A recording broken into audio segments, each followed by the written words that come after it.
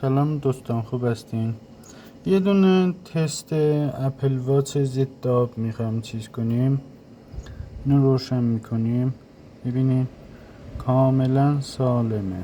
خب کاملا سالمه، نگاه کنین.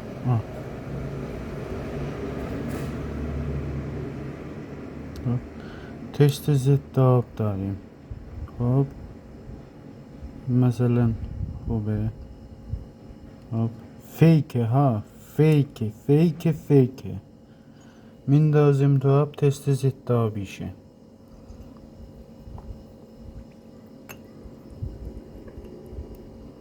تقریبا 1 دقیقه میذاریم اینطوری بمونه. کاملا ضد آبه، کاملا ضد آبه.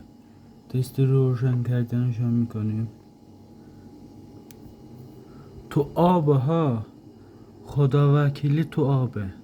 تو آبم کار میکنه. عمق تقریبا 10 متر 15 متر بمونه.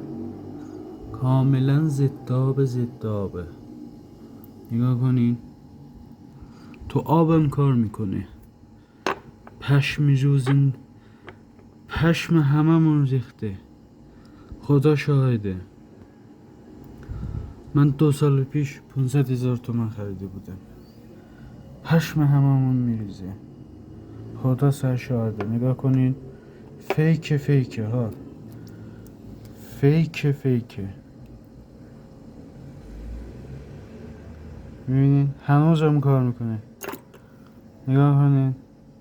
و سلام.